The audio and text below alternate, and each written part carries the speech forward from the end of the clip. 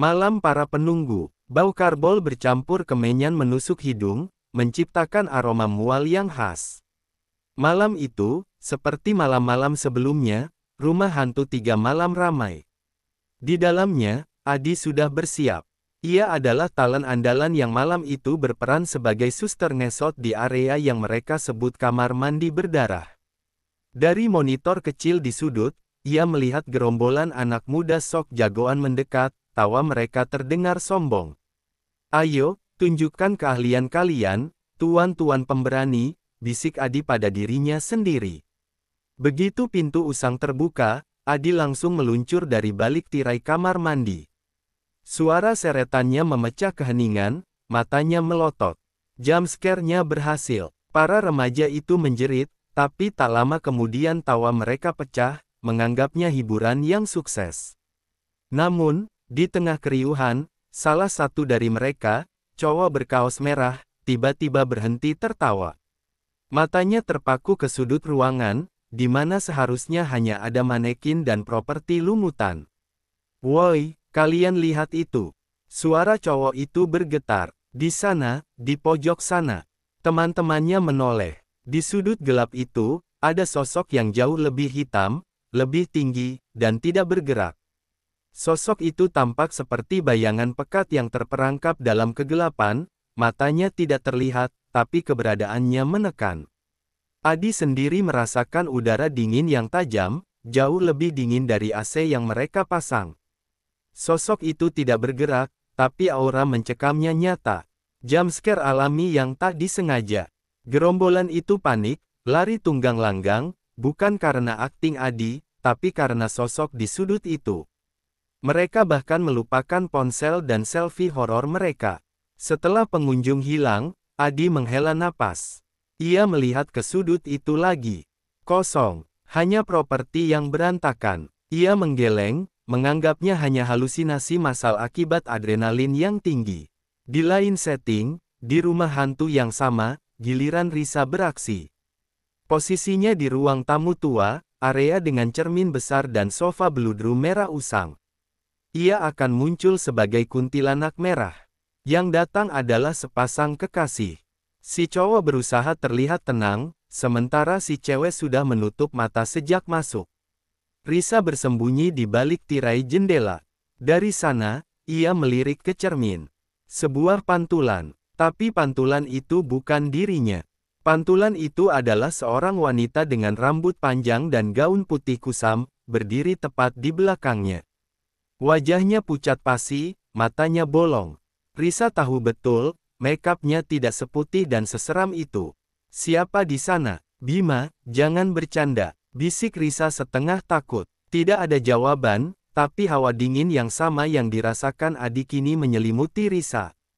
Ia menoleh perlahan. Kosong. Risa kembali menghadap cermin untuk bersiap jump scare. Kali ini, saat ia melihat pantulannya, ia melihat lagi sosok itu, persis di sampingnya.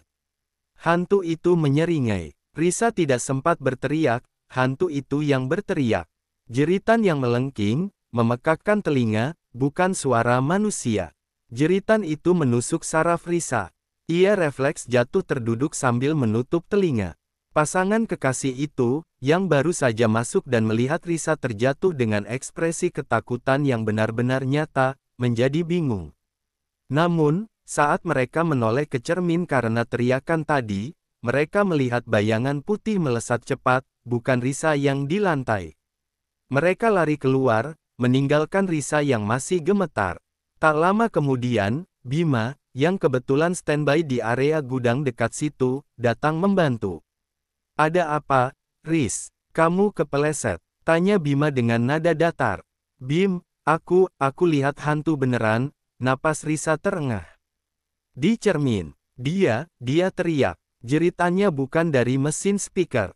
Bukan gimmick. Bima hanya mengedikkan bahu. "Mungkin kamu terlalu lelah, Riz. Kita kan disuruh totalitas. Anggap saja itu bonus akting. Ayo, naik." Risa merasa Bima terlalu dingin, tapi ia menuruti dan kembali ke posisinya. Namun, ia yakin, ada penunggu yang ikut bekerja malam itu. Pukul 11 malam, Pintu utama sudah ditutup. Adi, Risa, dan Bima berkumpul di control room, membersihkan makeup. Malam ini aneh, keluh Adi sambil menghapus eyeliner tebal. Beberapa grup lari terlalu cepat. Aku bahkan belum sempat melakukan jump scare tertotalitas. Aku serius, Risa masih tegang. Aku lihat hantu beneran. Aku rasa dia tidak suka kita meniru dia. Bima, yang terlihat sangat tenang, menyisir rambutnya. Anggap saja itu bonus performa, Riz. Bukankah artinya vibes tempat ini berhasil?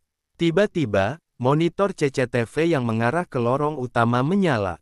Rekaman statis. Namun, di sudut bawah layar, ada sosok hitam pendek yang merayap cepat dari satu pilar ke pilar lain. Mereka bertiga terdiam. Tidak ada talent atau petugas keamanan yang bertugas di area itu. Adi mendekati monitor. Siapa itu? Petugas keamanan. Tapi bentuknya, sosok itu merayap di dinding, tidak berjalan.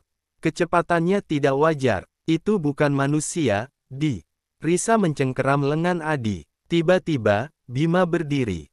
Aku pergi cek. Mungkin kucing liar. Ia beranjak, membiarkan Adi dan Risa terperangah. Beberapa hari berlalu, kejadian aneh makin sering terjadi. Teror paling parah menimpa Adi. Setiap malam, ia mencium bau melati yang pekat di kamar kosannya. Suatu malam, setelah sesi larut, Adi merebahkan diri.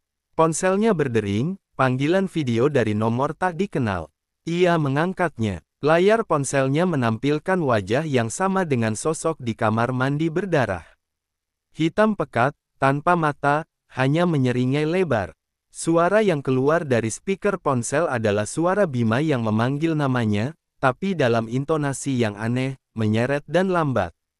Astaga, Bima, hentikan lelukonmu. Adi berteriak, tangannya gemetar menjatuhkan ponsel. Ia segera menelepon Bima menggunakan telepon rumah. Bim, hentikan perang sialanmu. Aku tahu itu kamu, seru Adi dengan napas terengah. Perang apa, Suara Bima di seberang telepon normal dan tenang. Aku sudah di rumah, sedang tidur. Aku capek. Adi terdiam. Panggilan video itu sudah terputus. Keesokan harinya, Risa yang sudah mencapai batas ketakutan, mengajak Adi bicara secara rahasia. Aku sudah cari tahu, kata Risa khawatir. Soal Bima, ada apa dengan Bima? Dia semakin aneh akhir-akhir ini. Dingin, balas Adi. Risa mendekat, berbisik, dia belajar ilmu kebal dari dukun di desa sebelah. Katanya untuk totalitas peran pocongnya. Tapi yang bikin ngeri, pantangannya, dia tidak boleh menyentuh makanan dari laut selama 40 hari. Dan dia melanggarnya. Malam 3 hari lalu, aku lihat dia makan udang. Adi tersentak. Ilmu kebal yang pantangannya dilanggar. Khodam yang menjaga ilmu itu akan marah dan menagih. Jadi, sosok-sosok di rumah hantu itu, bukan penunggu lama, suara Adi tertahan. Mereka adalah khodam yang marah karena Bima ingkar janji. Mereka menganggap rumah hantu ini adalah base camp baru mereka. Saat itu juga, ponsel Adi berbunyi. Pesan dari Bima, aku harus pergi, Aku tidak kuat lagi. Adi dan Risa segera berlari mencari Bima. Mereka menemukannya di lorong gelap, di belakang panggung. Bima berdiri membelakangi mereka. Ia tidak bergerak. Bim, apa-apaan kamu? Seru Adi. Bima berbalik. Wajahnya dipenuhi ketakutan dan keputusasaan yang mendalam. Matanya merah, dan ia terlihat sangat kurus. Aku sudah tidak bisa mengendalikan mereka, suara Bima serak. Mereka mau aku tinggal di sini selamanya. Mereka mau menjadikanku salah satu talent permanen mereka. Tiba-tiba, bayangan Bima di dinding memanjang dan berubah bentuk menjadi sosok tinggi, besar, dan bertaring.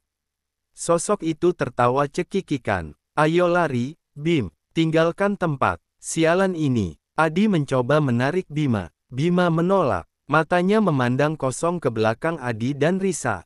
Sudah terlambat, air mata mengalir di pipinya. Mereka sudah datang. Mereka, tepat di belakang Adi dan Risa, berdiri sosok suster ngesot yang jauh lebih mengerikan dari akting Adi, dan kuntilanak merah yang wajahnya hancur. Lorong gelap itu segera dipenuhi jeritan, suara seretan, dan tawa cekikikan yang semakin menggila.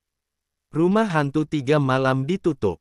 Kabar burung mengatakan ada kecelakaan kerja parah yang melibatkan Bima, yang entah menghilang kemana. Pihak manajemen hanya mengatakan ia mengundurkan diri dan pindah kota. Risa menjadi trauma dan tidak pernah lagi mau melihat topeng atau kostum hantu. Dan Adi, setahun kemudian, di sebuah rumah makan sederhana di pinggir kota, terdengar suara pesanan, nasi goreng 2, pedas sedang, tanpa udang, ya. Adi kini menjadi seorang pelayan. Ia mengenakan seragam rapi, tersenyum ramah, dan membawa nampan berisi pesanan. Ia tidak lagi harus berteriak atau merias wajahnya menjadi mengerikan. Ia sesekali menoleh keluar jendela, melihat bayangan dirinya di sana. Ia tidak lagi takut akan hantu, tapi ia sangat takut akan udang. Dan ia bersyukur. Ia bersyukur, karena di tempat kerjanya yang baru, hanya ada nasi goreng, bukan 3 malam penuh teror. Tamat.